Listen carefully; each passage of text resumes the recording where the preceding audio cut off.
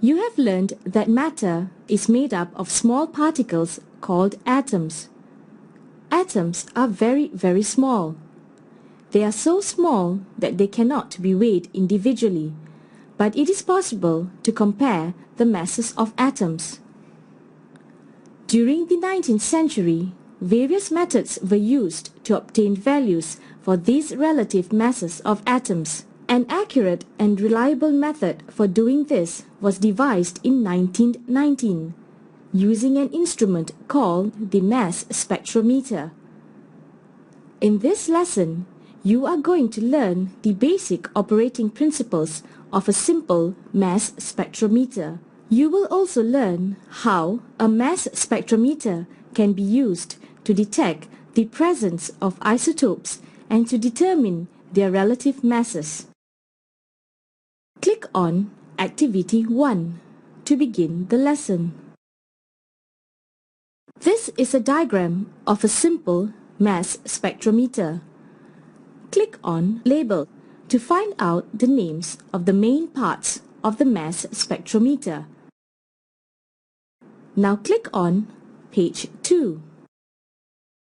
Now let us look at the simple mass spectrometer in action. Click Play.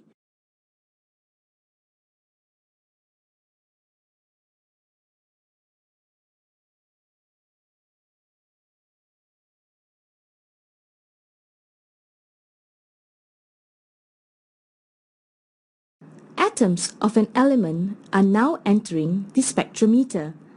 They are then ionized, accelerated, deflected, and detected. Move the cursor over the main parts of the mass spectrometer and find out about vaporization,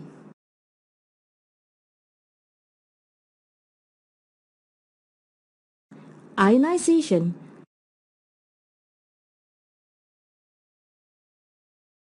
acceleration,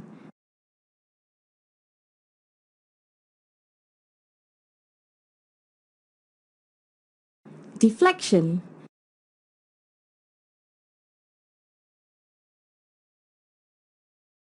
detection,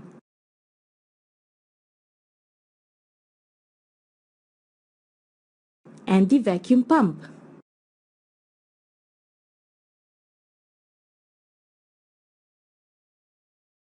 Before a sample is inserted into the mass spectrometer, the vacuum pump is switched on to remove the air in the mass spectrometer. Click on Vacuum Pump and observe how this is done.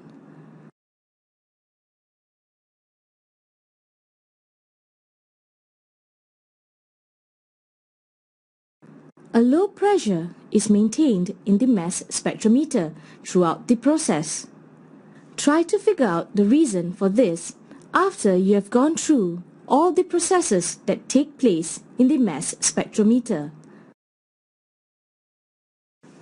Now click on Insert Sample to insert a very small amount of an element.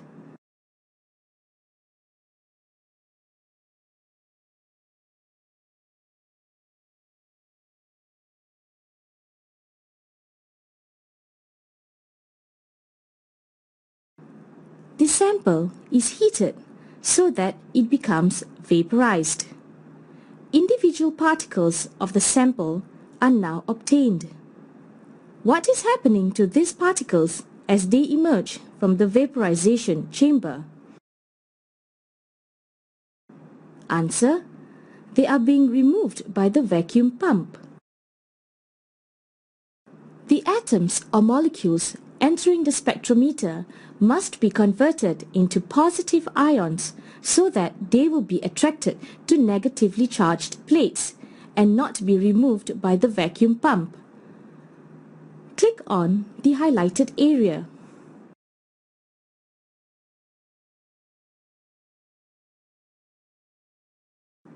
Click on Electron Gun to see how this is done.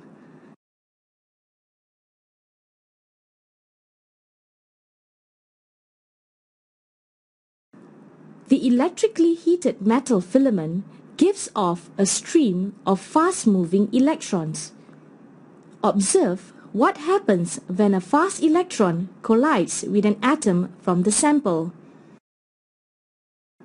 Click on page 5.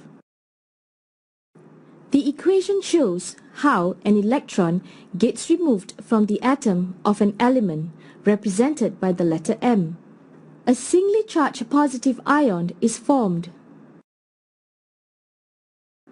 Sometimes more than one electron can be removed, but most of the ions produced carry a single positive charge. These ions have virtually the same mass as the atoms or molecules from which they were formed. Why is this so? Answer: the mass of an electron is negligible. Loss of an electron changes the mass by only a very small amount. As the ions are positively charged, they are attracted to the negatively charged plates and are accelerated towards the other end of the mass spectrometer. The ions must be deflected towards the detector of the mass spectrometer. This is done by using a magnetic field. The magnetic field can be varied in strength. The stronger the magnetic field, the more an ion will be deflected. The amount of deflection depends on the mass to charge ratio. Use the field strength control to slowly increase the strength of the magnetic field until all the ions are hitting the detector.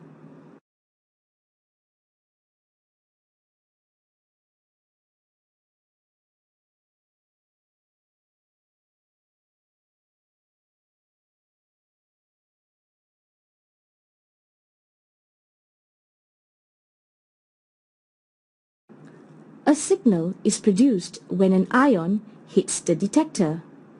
The signal is amplified and then passed on to a recorder. Look out for the signal appearing as a peak on the recorder when the ions hit the detector. The height of the peak is proportional to the number of ions hitting the detector.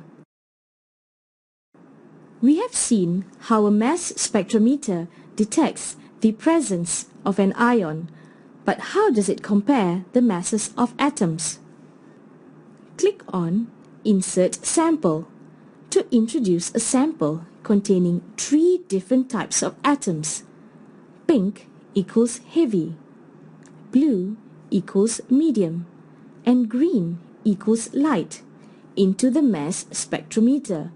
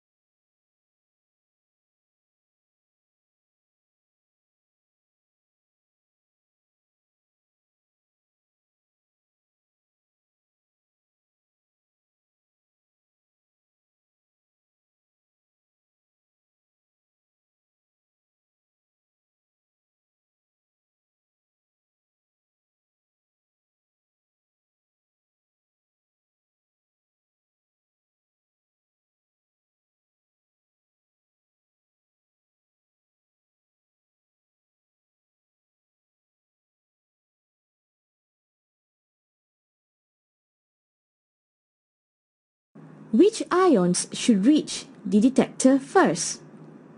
Wait and see.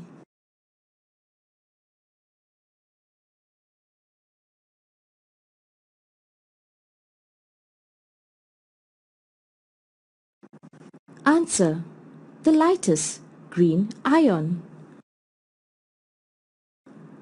As the strength of the magnetic field is slowly increased, ions of increasing mass will be deflected to the detector. The ions of different masses are thus separated. The recorder produces a mass spectrum of the mixture, with the ions of lowest mass appearing first and the ions of highest mass last. For ions with a charge of +1, the ratio m/e is numerically equal to the mass of the ion. This value is very close to the mass of the atom or molecule from which the ion was formed. The mass spectrometer scale is calibrated on the carbon-12 scale, on which the carbon-12 isotope weighs exactly 12 units. Click on Calibrate to calibrate the mass spectrometer scale. The value of the ratio m/e can now be taken as a relative mass of the singly charged particles. Move the cursor over the peaks to find the relative masses of the atoms in the sample.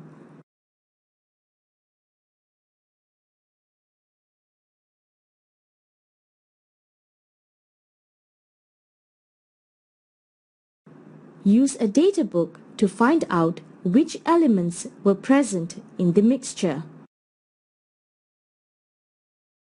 Answer: the masses are 23, 32 and 55, corresponding to sodium, sulfur and manganese. Summary: a mass spectrometer measures the relative masses of atoms and molecules on the carbon-12 scale. In a mass spectrometer, gaseous atoms and molecules are first of all converted into positive ions. The ions are accelerated and deflected towards a detector using electric and magnetic fields.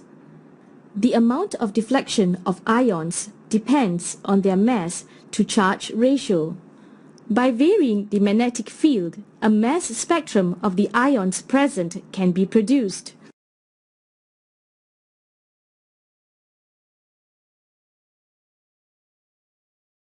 Atoms of the same element may differ in some cases. For instance, atoms of the same element may have different masses due to the number of neutrons in the nucleus. What are such atoms of the same element called? Answer: isotopes. One important use of mass spectrometry has been to find the number and relative amounts of these isotopes, as well as their relative masses. Click on Insert Sample to insert a sample of aluminium.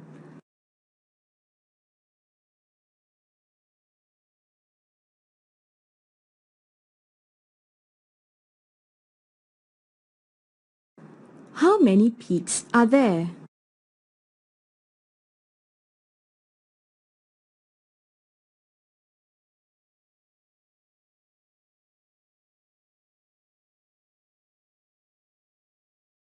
Answer: 1. What does this tell you about aluminium? Answer: it consists of atoms of the same mass.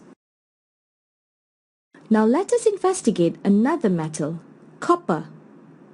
Click on Insert Sample to insert a sample of copper.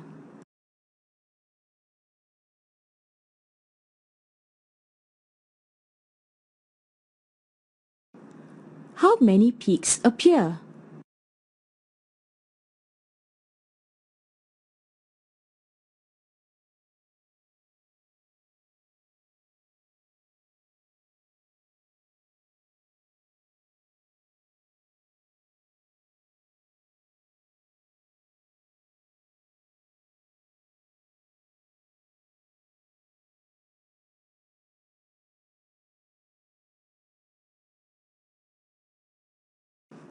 Answer: 2. What does this tell you about copper? Answer: it consists of two isotopes. Find the masses of the peaks by moving your cursor over them.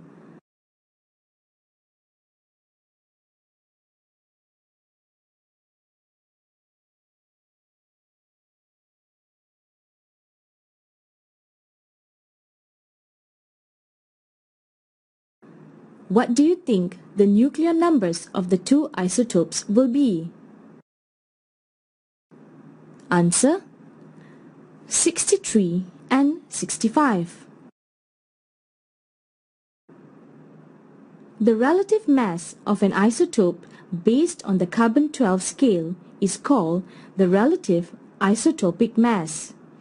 We define the relative isotopic mass as mass of one atom of the isotope over 1/12 of the mass of one atom of carbon-12. If an element consists of two or more isotopes, the relative atomic mass of the element will have to be the average of the relative isotopic masses, taking into account the relative abundance of each isotope present in the naturally occurring sample. You will learn how to calculate the relative atomic mass of such elements in the next lesson. Summary: some elements consist of two or more naturally occurring isotopes. Isotopes are atoms of the same element with different masses because of the different number of neutrons present in their nucleus. Relative isotopic mass equals mass of one atom of the isotope over 1/12 of the mass of one atom of carbon-12.